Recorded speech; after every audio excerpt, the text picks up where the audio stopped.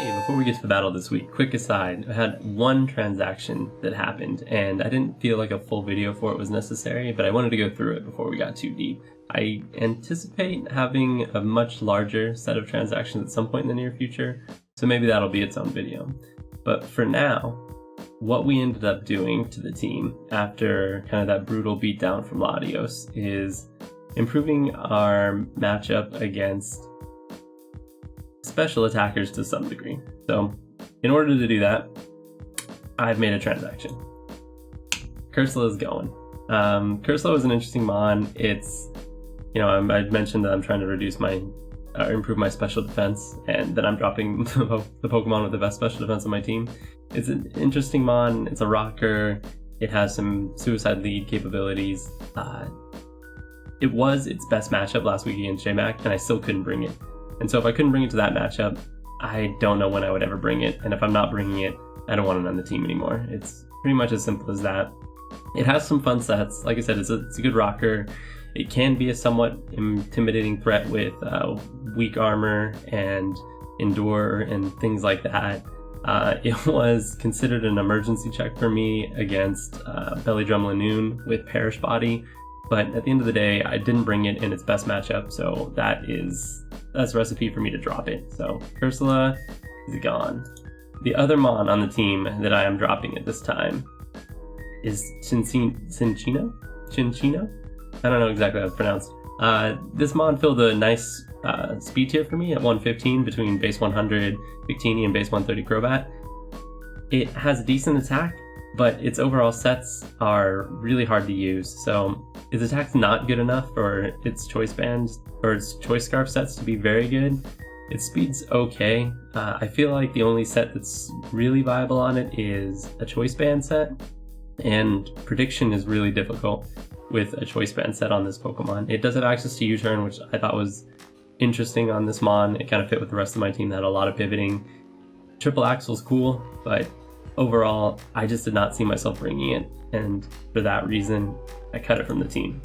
So this frees up 9 points, and with those 9 points, I really wanted to pick up some special bulk on the roster on a Pokemon that I would bring somewhat regularly. And so what I ended up doing was picking up Alolan Muck. And so the typing for Alolan Muck isn't amazing for my team. It's Poison and Dark, and I already have Poison in Crobat, and I already have Dark in the form of Hydreigon. But the weaknesses and resistances line up pretty well with those three Pokemon. So Fighting Hydreigon's weak 2, Bug Hydreigon's weak 2, Alolan Muck is neutral against both of those. Crobat's weak against Ice, Alolan Muck's neutral, Alolan Muck's weak to Ground, Crobat and Hydreigon are immune. So the typing's not as bad as it would seem initially. And the special bulk here on Alolan Muck is really good. There's a mon that I can bring and it can fulfill multiple roles.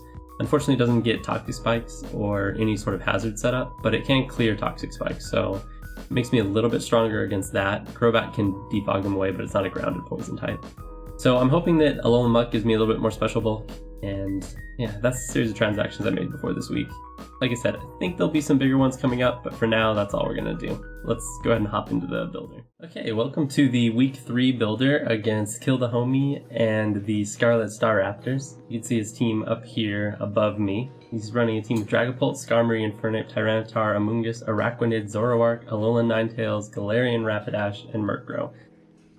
First glance at his team, it's very fast, somewhat bimodal in its speed tiers, so he has a team has 6 mons, I think, that are at 105 or faster, and my speed tiers don't really align super well with that, so it's going to be a little bit challenging figuring out how to best attack that. He also has really intimidating attackers in Dragapult, Infernape, and Tyranitar. Zoroark can also be scary, partly because of the surprise factor that it can bring. And he also has access to Aurora Veil with Alolan Ninetales, and really great hazards with Skarmory, both control and setting. So kind of going into the build, I tinkered around with a few different sets. Didn't really like anything off the rip initially, and then I kind of fell into what I thought was a really good strategy for the team overall, which was going to be to take advantage of the gap in speed tiers. So if you look at the spread of the speed for my opponent, So Dragapult's sitting at 142, Infernape's at 108, Zoroark's 105, Alolan Ninetales 109, Zoroark's, I think I just said Zoroark's 105. So there's a big grouping of Pokemon 105 and faster, which is faster than everything on my team aside from Crobat. And then there's a significant gap down to his next group of Pokemon. So I wanted my entire team to basically sit in that tier. The only issue with doing that is then I'm getting constantly outsped. And so what I realized would be an interesting strategy in this matchup is to run a lot of bulk and then also run Thunder Wave pretty exclusively. Because if you look at his team, he also does not have any sort of cleric support. And beyond that, he does not have any electric immunity. So Thunder Wave is basically free to click against his team. Worst case scenario, you're Thunder Waving into something that's already paralyzed, in which case you can gain momentum from that. So my team's kind of built around the strategy of spreading the magic yellow color around, and then from there, with the bulk and offensive investment I have in the rest of my mons, to be able to kind of steamroll through the team and pick up a W. Along those lines, my first Pokemon here is Fat Kirby, Clefable, and I'm running Moonblast, Wish, Protect, Stealth Rock on this set. So I had originally had Thunder Wave over Stealth Rock, but as you'll see when I get into the rest of the sets, I did not need 3 people setting Thunder Wave, and I felt like Clefable was the worst Thunder Wave setter, and I really wanted rocks on the team somewhere.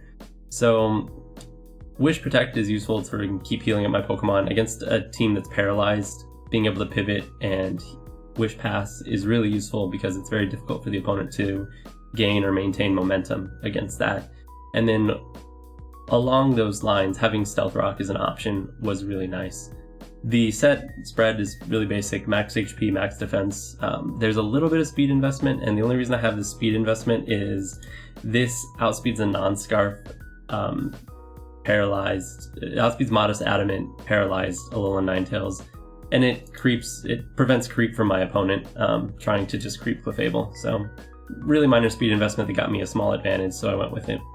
I went with physical defense because I was worried about Gunk Shot on Infernape, and the max HP gives me enough to survive most things that Dragapult could throw at me. The kind of exception would be, some sort of Specs Hex set or something like that with status support.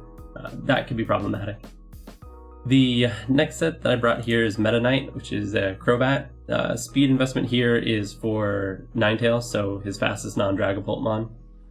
We're running Brave Bird, Steel Wing, U-Turn, Roost on max attack Adamant. Steel Wing with an Expert Belt, Oko's max HP Alolan Ninetales, so hopefully this is something that can prevent Aurora Veil from being set up. Running Infiltrator this week because there's no Intimidate on the opponent's side, and I'm not really worried about the opposing team getting a sub up necessarily. I just kind of want to be able to guarantee damage, especially through Aurora Veil. So if my opponent gets up Aurora Veil, I really want to be able to do damage, and this set allows me to do that, kind of regardless of the set or non-set nature of screens or through sub or anything along those lines. Next up I have Konkendorf. So this is Kinkeldor with the Flame Orb Gut set. This is a really standard set, max HP, or max attack, a little bit of HP, and then a lot of speed. So this Conkeldor speed creeps Amoonguss, so it will guarantee outspeed any sort of Amoonguss set. It also picks up a few key speed tiers if I get in position. So this will outspeed a paralyzed Ninetales, which means this outspeeds the entirety of my opponent's team paralyzed, as long as they're not Scarf, outside of Dragapult, which is really nice. There weren't any really good speed tiers that hit above that.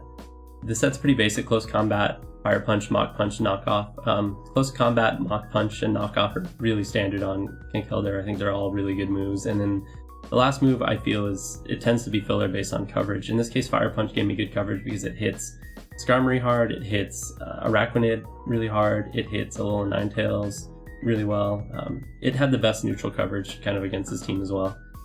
So that's the Conkeldor set. Next up is PK Fire and Victini. So I went with the really bulky Bandit set. Again, the kind of strategy here is hopefully get a lot of paralysis on the opponent's team and then just kind of tear through them with the rest of my Pokemon. So in this case I have a Choice Band, V-Create, Brick Break, U-Turn, Zen Headbutt set.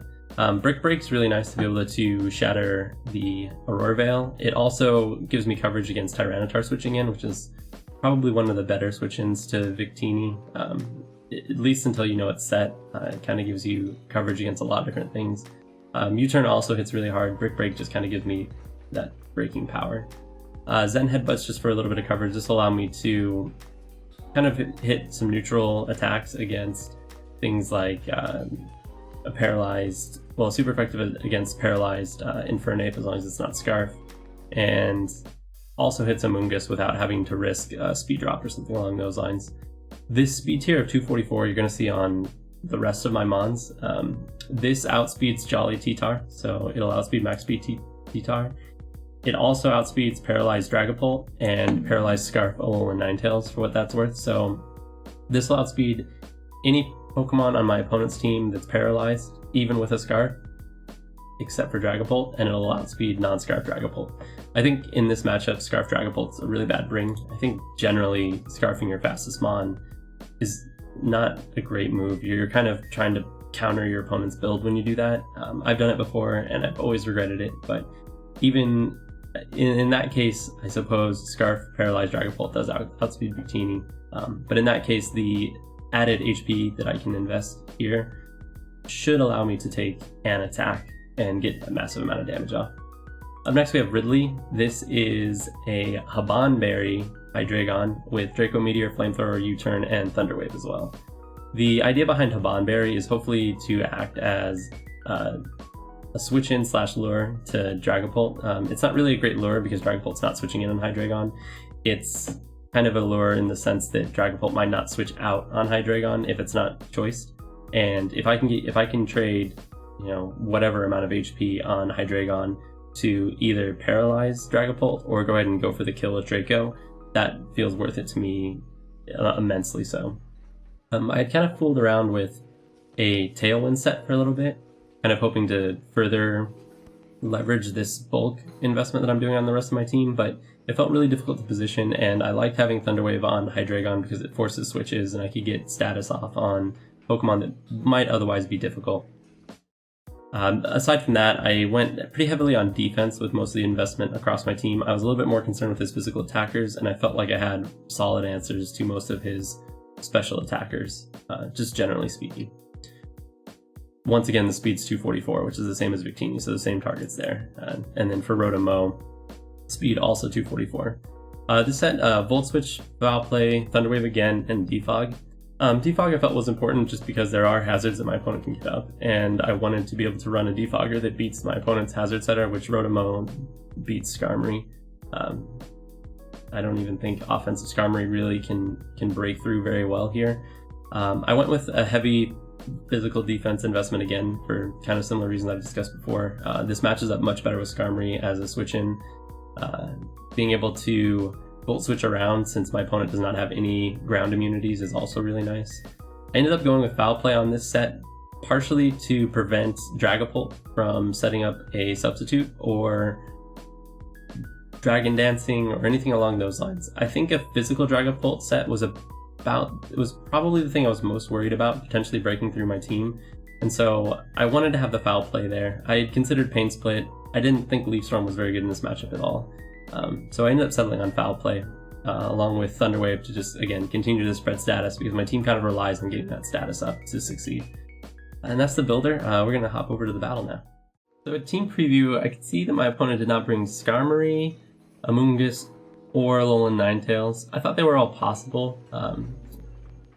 What ended up happening is that my opponent did bring one of the fairies, which I thought was inevitable, but they brought the Galarian Rapidash, which did show up in a mock I did, and I actually didn't know anything about the Pokemon at the time, so I did a little bit of research on it. Still really not too sure what it's capable of, so that's a little bit scary. Zoroark's always scary. I didn't think Webs was very good against me, so Araquanid is really surprising to see. And Tyranitar and Infernape, potential rockers. Tyranitar probably more likely, but I could definitely see Infernape. And then Dragapult could be a myriad of different sets. Specs, Scarf is possible. I really don't think Scarfing your fastest Mon is ever the right choice because you're basically banking on catching your opponent trying to outspeed you with their own Scarfer, and you get very little value otherwise. And the other sets I thought were just a little bit better. So as far as leads are concerned for me, nothing seemed perfect.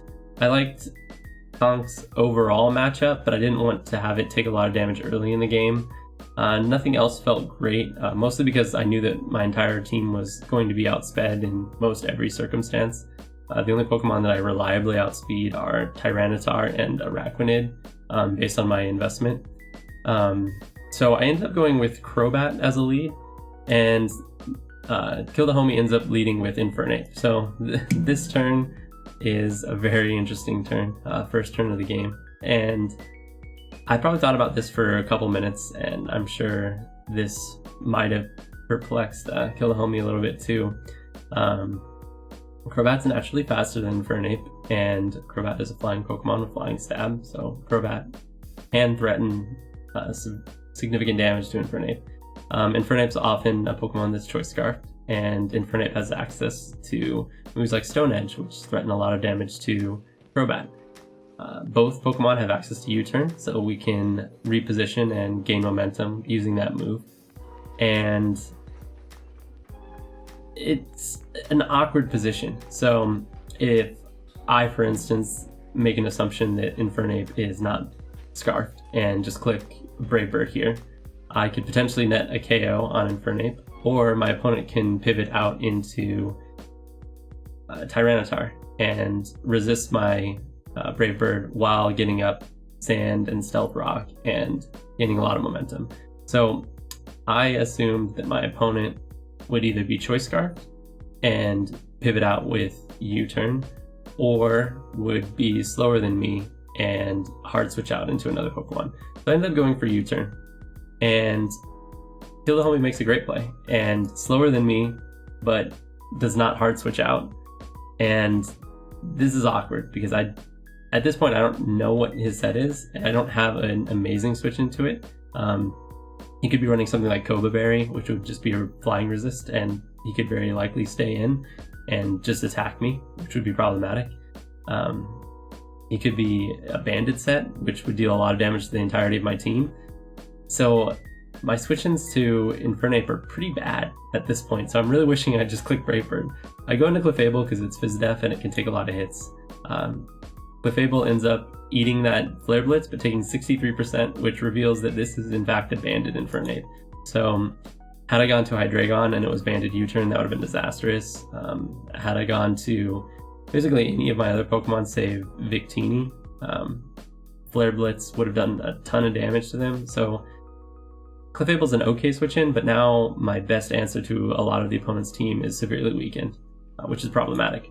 I protect here just to get a little bit of HP back. I don't think there's any way my opponent hard switches out while I can still be in that same predicament I was last turn where I don't have a great switch in. So I think they're going to click Flare Blitz again until I pivot into something that can answer this. So the recovery there is kind of free. After this first protect, I don't think Infernape is going to... I don't think staying in is a very good play, basically. So I need to switch out. I think I go into Victini here to eat a Flare Blitz and potentially get a U-Turn off, gain a little bit of momentum, kind of get this thing back in my favor because I'm quite a bit behind after that turn 1. I hard switch out to Victini. My opponent hard switches out into Dragapult. So this is obnoxious because, again, I'm behind. The momentum is squarely in my opponent's favor. Here, thinking that my opponent might believe me to be Scarfed or something along those lines, I double out into Hydreigon. Unfortunately, my opponent clicks the U-Turn, and Hydreigon eats 50%. So this tells me that Dragapult is adamant and a physical attacker, which is overall pretty good for my team because I'm more invested in physical Bolt, but really bad for my position here because Hydreigon is down 50%. And I'm super far behind, and we're only 4 turns into the game. My opponent goes into Galarian Rapidash, who is a great answer to Hydreigon. I really don't have good coverage for this. Earth Power is the best thing the Hydreigon can do to hit this, and it just doesn't do that much damage, whereas Galarian Rapidash has, obviously, Fairy coverage, which is just going to nuke Hydreigon. So I need to pivot out. I end up hard switching into Rotom, who can take everything but a fire attack from this Pokemon, and at that point I can either Volt Switch out or kind of pivot around and hopefully gain some momentum. Unfortunately, my opponent goes straight for the Sword Stance, and again, falling further and further behind. In this position, I just go for the T-Wave. I didn't calc Foul Play. I probably should have, but I wanted to get the status off here to kind of neutralize this threat because I knew the rest of my team could deal with it once it was paralyzed. So opponent clicks Play Rough, does 91%. Thank God I switched to Physical Defense on Rotom. I get the para off, I go for Foul Play, that knocks it out, and I am much better positioned to deal with it at this stage. Unfortunately, Killthehomie gets a pivot into Dragapult again, and I basically don't have a play other than just sack something here. So I go ahead and let Rotom go down, which means that I actually get the switch priority here, which is pretty important because it allows me to get Crobat in against Infernape again, and I'm not going to make the same mistake twice. So here I just click Brave Bird, and basically the inverse of what I feared would happen on turn 1 happened this time. So at the end of the day, I got both times, but at least in this position I don't lose as much momentum as I did the first turn of the game. So Brave Bird does a little bit of damage. I click the U-turn in this position to get a free switch in, and it's a good amount of damage with the Expert Belt as well. So this allows me to bring in Conkeldurr on the rocks. So Conk gets a free switch in, gets the Flame Orb activated. And here I'm definitely threatening a KO with Close Combat. And I'm in the same position that I find Conkeldurr in a lot, where the opponent has a Ghost type that they could switch in theoretically, but I have access to Knock Off as a Dark type move. I end up just clicking the Close Combat because I don't necessarily mind Dragapult coming in, especially because I know it's a physically offensive Dragapult. And Psychic Fangs, I don't believe is a KO on a max HP Conkeldurr by any means. I'm not max HP, but I don't think it's a KO anyway. So I don't think that going into Dragapult gains my opponent a ton of momentum here. So I feel pretty confident clicking the Close Combat. They switch out, the CC lands on Araquanid, nice resist, does 60%. And looking at a quick damage calc, I knock off for the knockout here, and with my speed investment, I know that I can outspeed most Araquanid sets, so I go ahead and go for that to pick up a KO. So at this point, it puts me up 5-4. Most of my mons are really healthy, and I kind of like my position here. I feel that I've recovered nicely from the early game where I fell way behind after some really good plays from Killthehomie. Against Hydreigon here, shoot, go back to that turn. So after this exchange, Infernape comes in, and Infernape at -1 defense does actually threaten Conkeldurr with a KO, and I really want to save Conkeldurr because it deals with Zoroark and Tyranitar basically at any time with access to Mach Punch. So I save Conkeldurr and I basically sack Hydreigon. It's kind of a pseudo sack because if he Flare Blitzes, I get off recoil damage, which is kind of nice for me.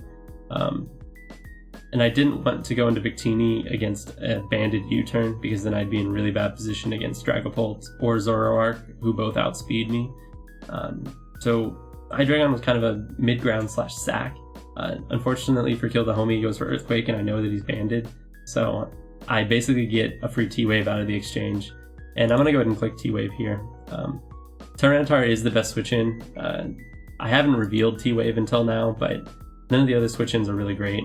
Clicking Draco is super free for me there, and that would kill anything that they could switch in.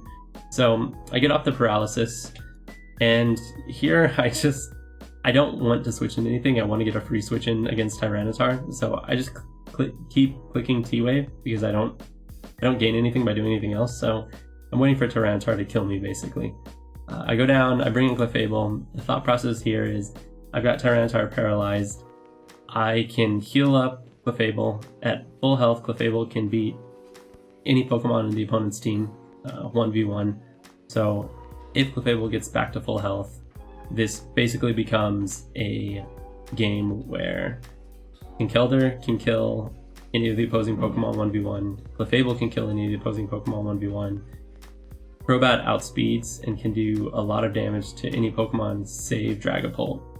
And Victini has a lot of HP and can probably take a hit from anything on the opponent's team, save the Banded Earthquake from Infernape, while also dealing a lot of damage. So if I get Clefable up to full health, I feel that I'm in a really good position to kind of win the late game. So I go ahead and go for a Wish, and my opponent misses Iron Tail. So I didn't realize until I was doing a calc for this exact position that Tyranitar had access to Heavy Slam. It's actually on the default Choice Banded set for Tyranitar. So a bit of a misbuild from Killthehomie and a lot of luck for me dodging the Iron Tail. Paralyzed Iron Tail is 57% to hit. I'm pretty sure that Iron Tail would knock out Clef from 50%. It won't knock it out from full, but it knocks me out from 50%, I'm pretty sure. So unfortunate for Killthehomie, lucky for me. This allows me to get up to 100% after I protect and the Wish lands back on me.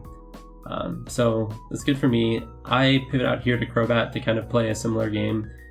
I didn't bring Paralysis as a means of, tilting hacks in my favor. It was speed control, but at this point I'm going to kind of play to my outs, which if I can get Crobat back to full health, it kind of acts in a similar way as Clefable in terms of it's likely to kill a Pokemon on the opposing team. So I play around with Roost here against Stone Edge, hoping for either a miss or a full para, and hoping for the not crit. It's in my favor for that to happen. Doesn't end up happening for a few turns. I'm taking a little bit more than 50% that I'm healing, so it's slightly problematic. I do get the full para. At this point, I decide it's not worth continue risking the crit to get up to full health, so I go ahead and U-turn out to bring in Kinkeldr, who can finish off Tyranitar and is in decent position to deal a lot of damage to the rest of the opponent's team. So I take Stone Edge and burn damage, and I just go for Mach Punch to pick up the KO. Opponent reveals Chople Berry, but it doesn't matter at this health. And then they bring in Infernape. So Infernape here, I have Victini as a potential switch in, and I know my opponent is banded, so I think Earthquake still kills me, but it's risky if Crobat's alive still. So I think there's a lot that goes into this that is mind games, kind of similar to turn 1. I really just want damage off on Infernape so that it can't sweep through me in the end game, and I can allow Victini, Clefable, and Crobat to kind of clean up. And if I play this kind of sack game or this exchange, I'll end up winning just because I have Clefable at full health, basically, that can beat any of the remaining Mons on my opponent's team 1v1 in the end game. So Mach Punch is reasonable to me, get off a lot of damage. There's always the outside chance you crit or something like that. And Flare Blitz kills me, dropping Infernape to 5% HP, which is important. Here, I'm going to go straight back out into Crobat. Crobat threatens the KO on Infernape. There isn't a great switch into Brave Bird. It's going to do a lot of damage to whatever they bring in. And this is, to some degree, Crobat cashing in its sack from the opponent's team. They go into Dragapult, which is really their only switch in, but I don't have a double there, and nothing's really great in that position, so I'm happy to take the 70% damage on Dragapult. This also reveals the Dragapult's not like a super slow set or something like that. They click Psychic Fangs, which knocks out Crobat. I don't think there's any necessarily better or worse move to go for there. I bring in Clefable at full health, which beats Dragapult 1v1. In this position, I know that Infernape dies to rocks, and I'm pretty confident that there's nothing that physical Dragapult can do to Clefable to OHKO it. So I'm comfortable here clicking rocks to guarantee the kill on Infernape. The only thing that Dragapult really has is Iron Tail, I suppose. But Iron Tail from Dragapult, who is not choice banded, I know it's just adamant, isn't going to do enough damage to Clefable, and Victini can kind of pivot in on that to some degree. It's not great, but rocks seem like the obvious play to me because right now Earthquake from Infernape gets Clefable in range of Zoroark, and it's going to outspeed Clefable, and it's going to be able to get off damage. So I go for rocks to guarantee the KO on Infernape, where my opponent just spams Psychic Fangs. Psychic Fangs is reasonable. If I go for Moonblast and kill Dragapult, Zoroark can come in and knock out Clefable with Sludge Bomb. So both of us make a reasonable play there. Unfortunately for my opponent, they ended up bringing Scarf Dragapult, and this basically just gives me the kill on Infernape for free, and I'm able to just get the Wish and get back up to full health, and from here, Clefable just cleans the game. Infernape dies to rocks, and then Zoroark is not going to be able to kill me, as it's not Choice Specs or anything like that, and Sludge Bomb isn't enough to knock out Clefable, and Moonblast does pick up the kill. So overall, great game from Killthehomie. Made a lot of really strong plays early, put himself in great position, had it down to hitting a paralyzed Iron Tail to probably win the game, or almost certainly win the game. Ended up not going his way. I think I've had kind of an unlucky attack miss in all 3 of my games, to some degree shift the game. I think week 1, I forgot what I dodged week 1. I dodged a Gunk Shot week 1 from Gren on Clefable, and then week 2, Clefable missed a Fire Blast, and now week 3, Clefable dodges an Iron Tail. So Clefable's had a lot of very interesting moments this season. Brings my record to 2-1 with a 0 differential, so basically as middle of the road as you could possibly be after 3 games. Yeah, next week we're up against El Virabon. It's 1-2 at the moment. Looking forward to it, and I'll see you then.